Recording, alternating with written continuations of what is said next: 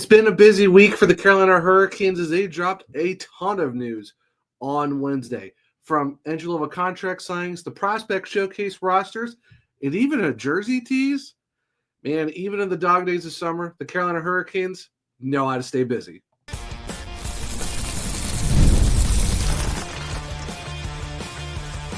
You're Locked On Hurricanes, your daily podcast on the Carolina Hurricanes. Part of the Locked On Podcast Network, your team every day. Welcome to a Friday edition of Locked On Hurricanes, your team every day, part of the Locked On Podcast Network. Thank you to the Everyday for making this your first listen of the day. 5 days a week, Monday through Friday, talking everything about your Carolina Hurricanes. I'm your host, Zach Martin, the credentialed Carolina Hurricanes beat writer over at the Hockey Writers, also the co-host of the Surgecast, which is a weekly Carolina Hurricanes podcast, along with all my duties here at Locked On Hurricanes.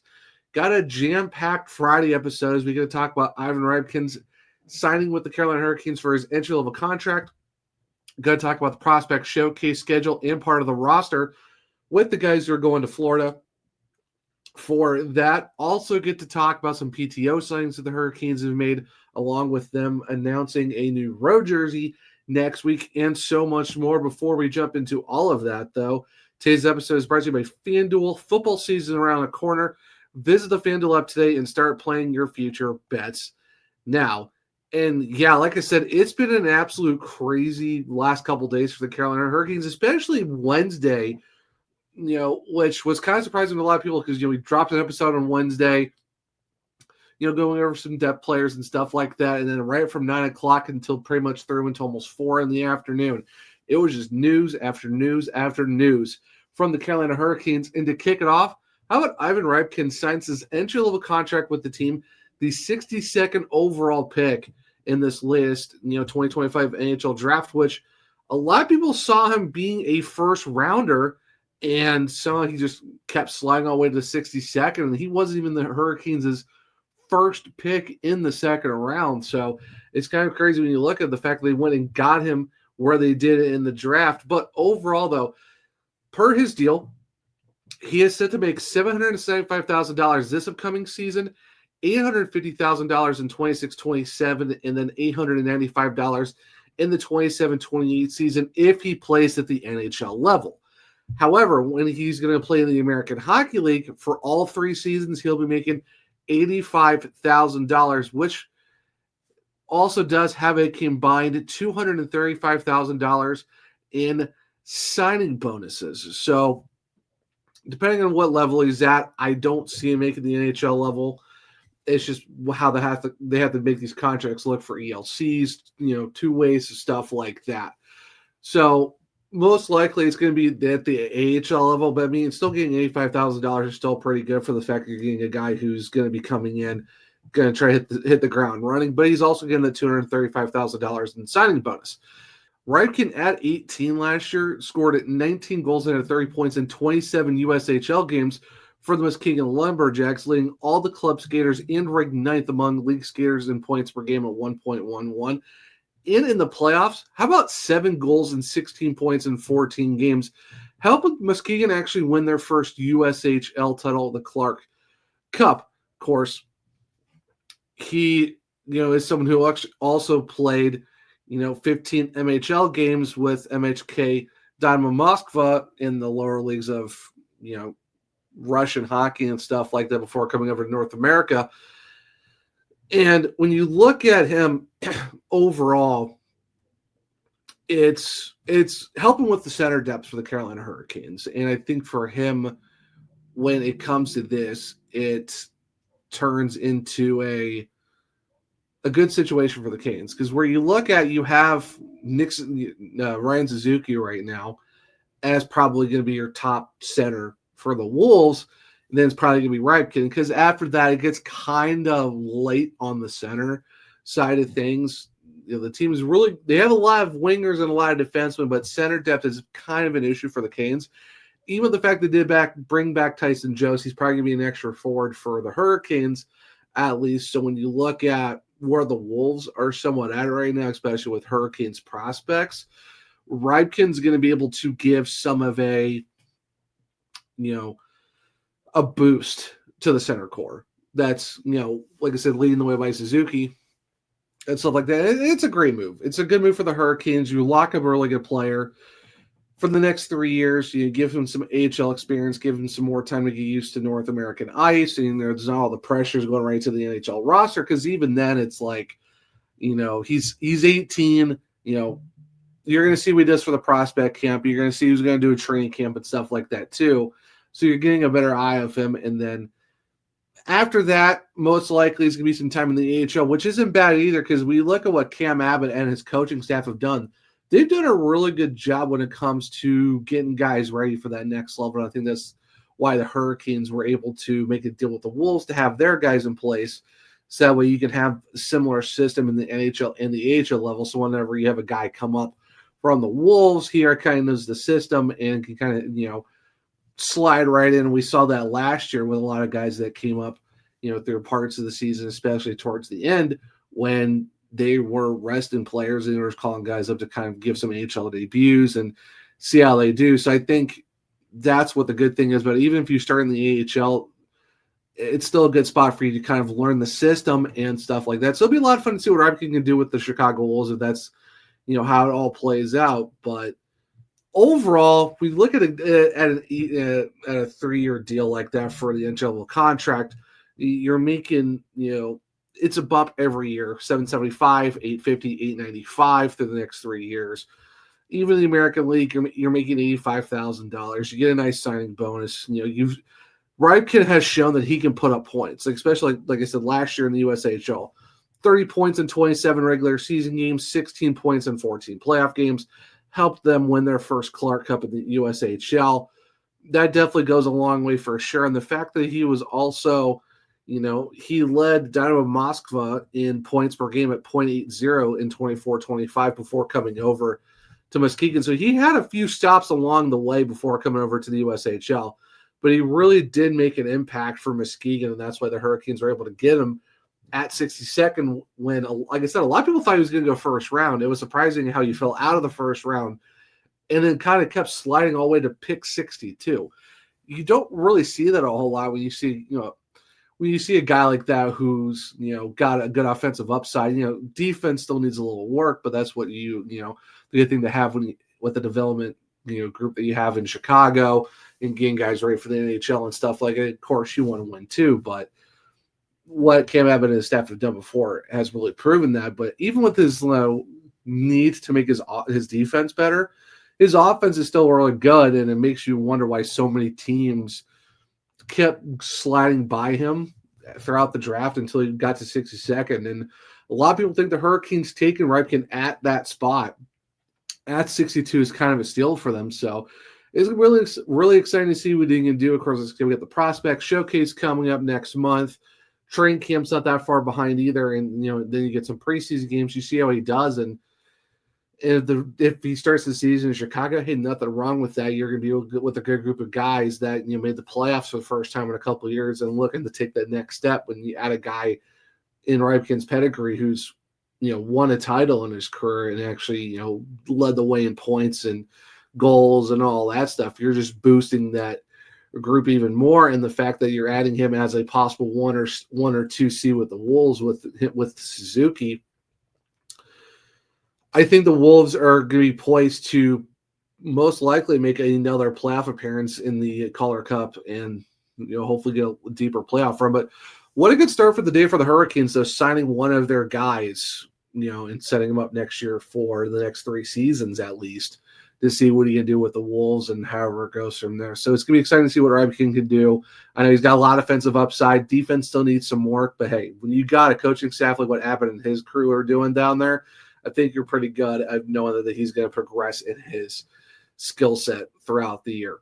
So we talked about Ivan Ryabkin getting his ELC, but we're going to also jump into the prospect showcase and who's on that roster. So stick around. We'll talk about that in a second on a Friday edition of Locked On Hurricanes. The NFL season is almost here, and FanDuel is making sure you're ready for kickoff with a can't-miss offer. Right now, new customers can bet just $5, and if your bet wins, you'll get $300 in bonus bets to use across the app. It makes every game more exciting, whether you're watching your team or just keeping an eye on your fantasy lineup. It's quick, easy and the best way to add a little more energy to Sundays. So, are you ready to play? Download the FanDuel app now by visiting FanDuel.com to get started. That's FanDuel.com to place your first $5 bet.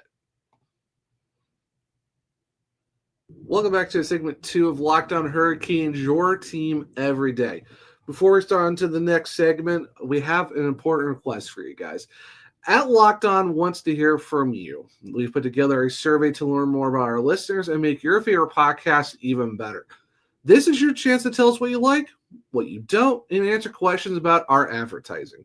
Go to lockedonpodcast.com/survey to get started. Everyone who completes the survey will be entered for a chance to win a one of 10 $100 Amazon gift cards. Again, that's lockedonpodcast.com/survey. You can also find the link in the show notes. Thanks for helping us out. Now, the Carolina Hurricanes also announced on Wednesday that they are their prospect showcase roster that will be held at the Advent Health Center Ice in Wesley Chapel, Florida, which is close to the Tampa Bay Lightning, as is their turn to host the prospect showcase, which the Hurricanes have been a part of since 2022, and this will be the 6th year that they're going to be part of this. And of course, all 4 teams that are part of this showcase usually, rotate being the hosts. Last year was Nashville. This time it's Tampa, and it'll run from Friday, September 12th through Monday, September 15th. Now, the Hurricanes do play the first game of the entire showcase on Friday, September 12th against the Florida Panthers at 2 p.m. Saturday, they take on the Nashville Predators at 2. Sunday is a practice day for everyone. Those no games that day. And then on Monday, it's a noon and 3 p.m. game times, but the Hurricanes play at 3 against the host Tampa Bay Lightning and stuff like that. And they said regardless of the score, games will conclude with a 5-player per team shutout, 3 20-minute periods by a 5-minute 3-on-3 overtime period if it stays after regulation and all of that stuff. Now, for players who are able to be in this, any skater or goaltender in each of the 4 organizations, provided they are 24 or younger and have played fewer than 20 games of NHL experience, are eligible to participate in the prospect showcase. Of course, there are some exceptions permitted per team approval and all that stuff by all the teams. 18 skaters and 2 goalies for the whole thing. Now, looking at the actual showcase roster, this is what we're kind of looking at in terms of the Carolina Hurricanes and who they are bringing to the showcase in the middle of next month. So, of course, Brian Nadeau, no surprise he'll be there, along with Philip Sorum.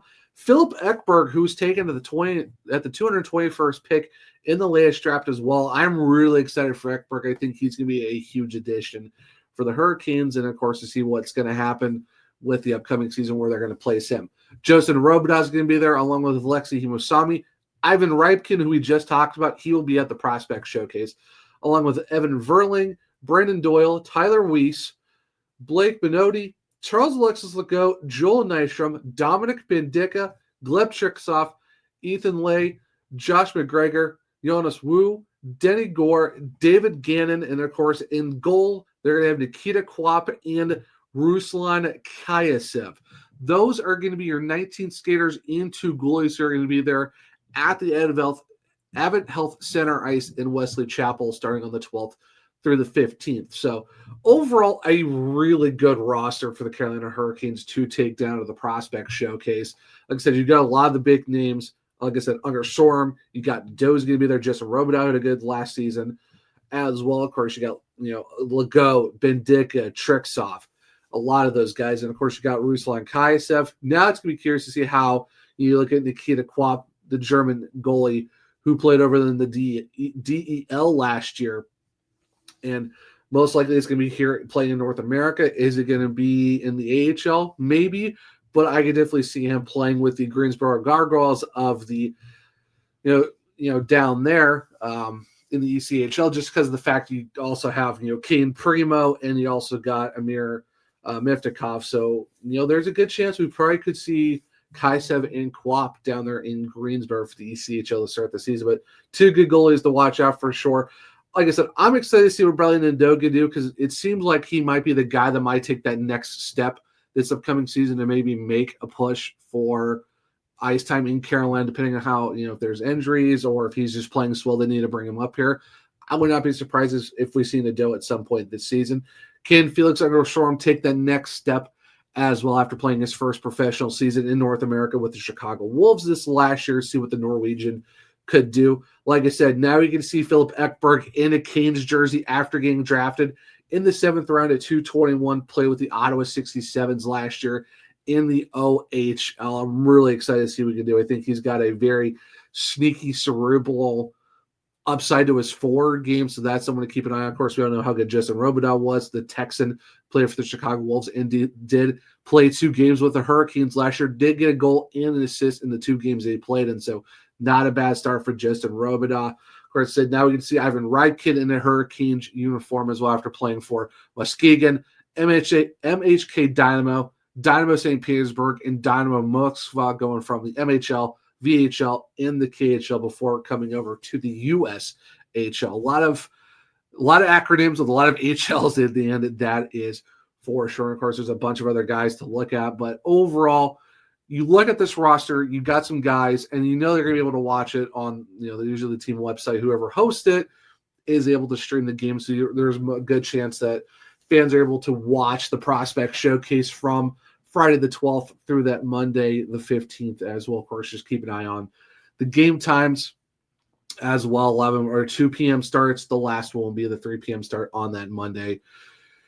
And then after that, all the guys are going to go to their training camps and stuff like that and watch those guys play. So it's definitely exciting to see what is going to happen with the prospect showcase that's going to start in the middle of next month. But like I said, it's fun to see the fact that we're now get to see some guys that the Hurricanes have drafted in the past are going to come here probably once again, or first timers, like I said, with Ryabkin, with Ekberg, all these guys are going to be in Carolina Hurricanes jerseys in some way for the first time.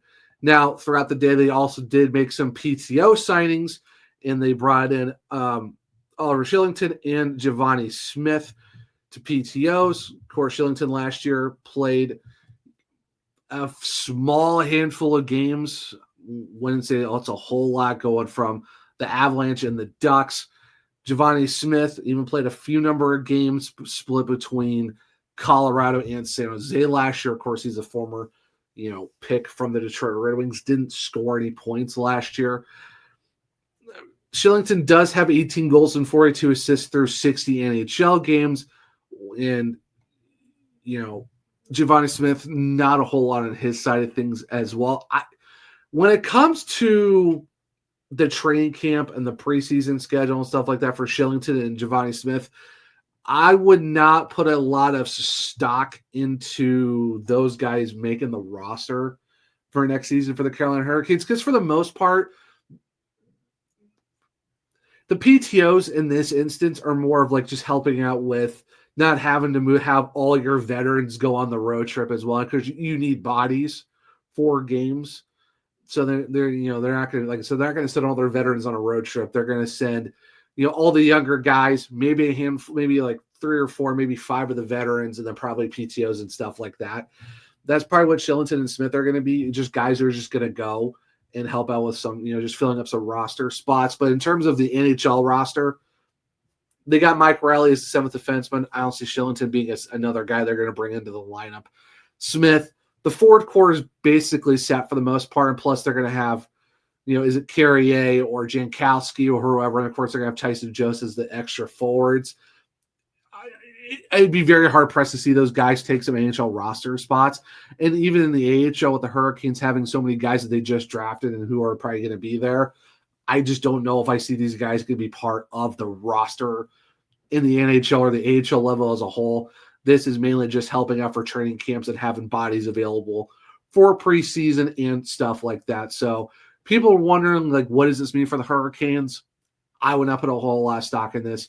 Not really that important. It's just having guys there for preseason road trips and stuff like that, unless they show out, but very highly unlikely. I think pretty much 99.9% of this roster is set for the 25-26 season and stuff like that.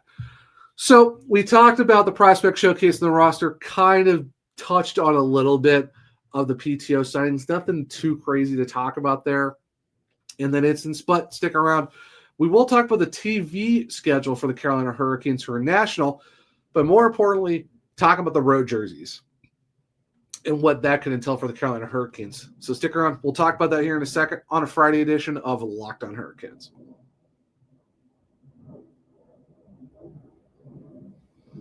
Welcome back to segment 3 of Locked On Hurricanes, your team every day.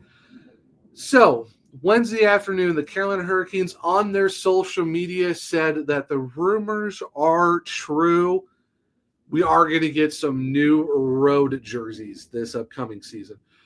On September 3rd, this next Wednesday, they will be making their announcement of what these road jerseys will look like.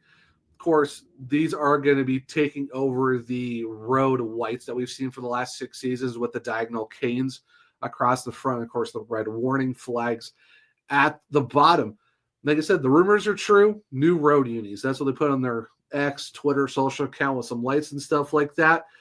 Other than that, nothing has really been said. We just know that there's a teaser, and that's pretty much about it. We're going to get some new road jerseys. For me, it comes into what could they look like? Are we looking at the current logo? Like if you're on the YouTube version, you see the flag behind me. Is it this logo on a white jersey that we've seen before?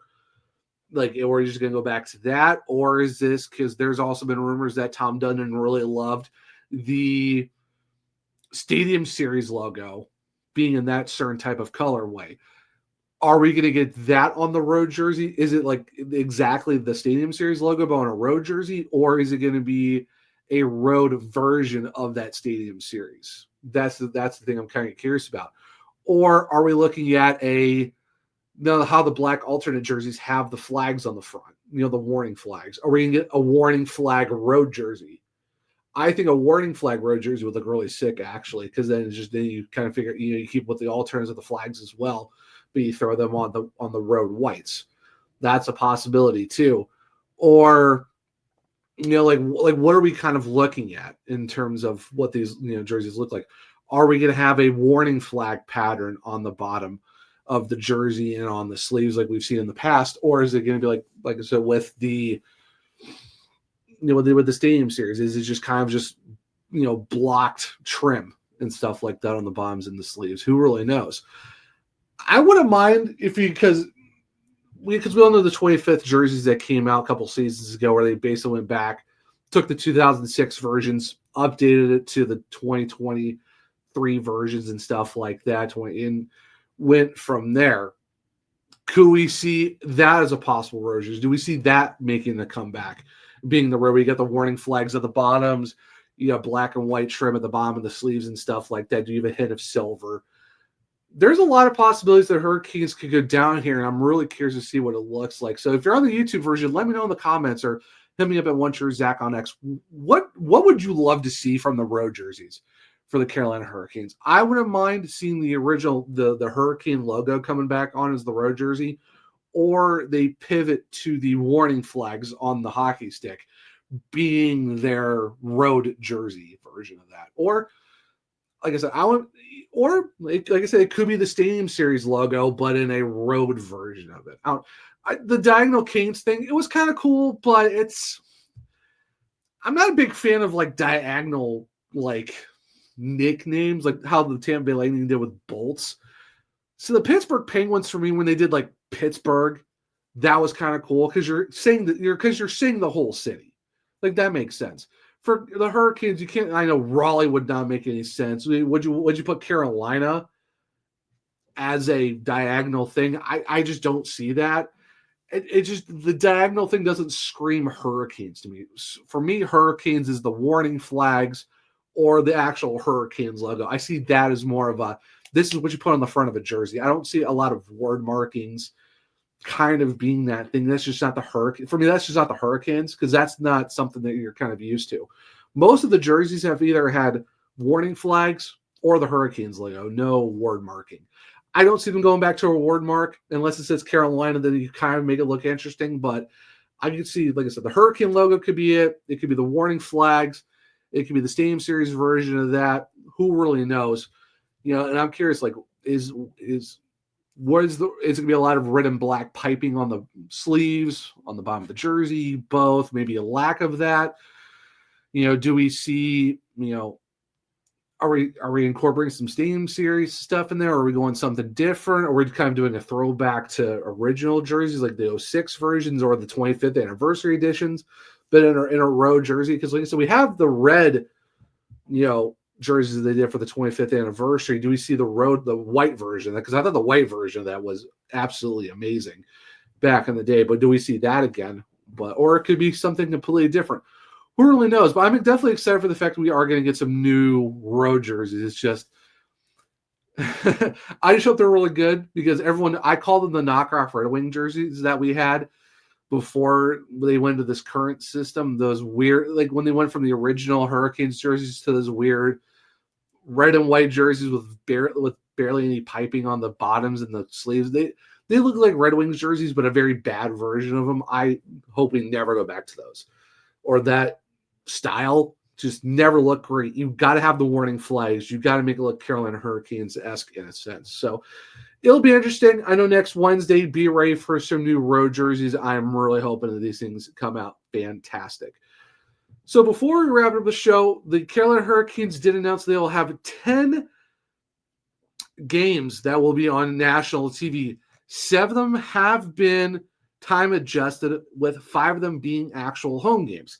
So they kick off the season October 9th against New Jersey at home, 7:30 p.m. on ESPN+.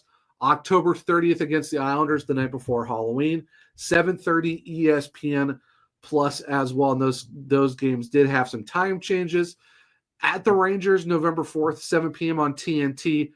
Wednesday, November 19th, at the Minnesota Wild, 9:30 start time, also on TNT. Then you got Toronto, Columbus, and St. Louis, all 7:30 p.m. starts, all time adjusted on December 4th, 9th, and January 13th. All those will be on ESPN+. Monday, January 19th against Buffalo, 1:30 p.m. start on TNT. And then the last 2 national TV games, both are on ESPN+. Thursday, January 2nd against Chicago at 7. And then at Columbus, March 31st on that Tuesday with a time change to 7:30. Those are your 10 national scheduled games. Like I said, 7 were time adjusted. 5 of those games are at home. So when you look at the actual schedule, you got, for the most part, 1, 2, 3, 4, 5, 6. 6 of the 10 will be at home. The rest of those will be on the road. But either way, it's super exciting to know at least we got 10 games. Most of them are going to be on ESPN+, but you do have 3 on TNT, but you're going to be able to get some national TV games as well on top of that. So hopefully the national TV record of the Hurricanes have a lot better this year than they have been in the past. It seems like just on national TV, the Hurricanes kind of play okay. Hopefully that does change, but it's not something that should be worried about. But either way, we do have 10 national TV games this upcoming season. A lot of them around 7:30.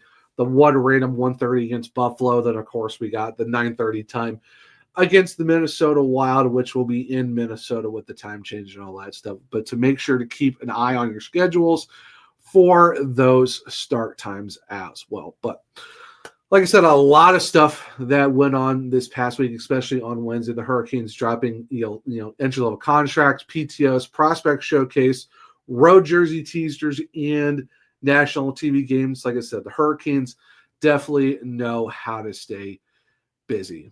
But guys, this is the Friday edition of Locked On Hurricanes. Thank you for making your first list of the day. But after this, another big moment for Locked On. For college football fans, Locked On and Fire TV present the College Football Kickoff, your ultimate college football weekly preview. Drake Toll of Locked On Big 12 leads the conversation along with 2-time AP Coach of the Year Gary Patterson, former college star Jesse Holley, and Locked On local experts. The college football show only Locked On can do. Catch College Football Kickoff every Thursday throughout the season only on Fire TV. Now, if you want to keep up with me and everything I got going on covering your Carolina Hurricanes, make sure to follow me on OneTrueZach on X. The podcast is LO_Hurricanes. I'm also on Blue Sky, the Zachary Martin. Where if you click the link tree in my bios, you can find all my ranked content at thehockeyriders.com. Make sure to check that out because I just did a whole notebook dumping piece on all the news that happened on Wednesday, so make sure to check that out. If you want to check out my other podcasts, it's the Searchcast on all podcast platforms and on YouTube. For Locked On Hurricanes, you can find us on Spotify, Google, Apple, iHeartRadio, wherever you listen to your podcasts. Leave a 5-star rating and review because I might just read it on the show. For YouTube, it's Locked On Hurricanes. Make sure to subscribe. Hit the bell notification so you don't miss the show. Hit the thumbs up and tell me know if you liked it as well. Share with other Caniacs to become everydayers just like you. But hope everyone enjoyed the Friday edition of Locked On Hurricanes. Enjoy your Friday and enjoy your weekend. And until next time, as always, let's go Canes.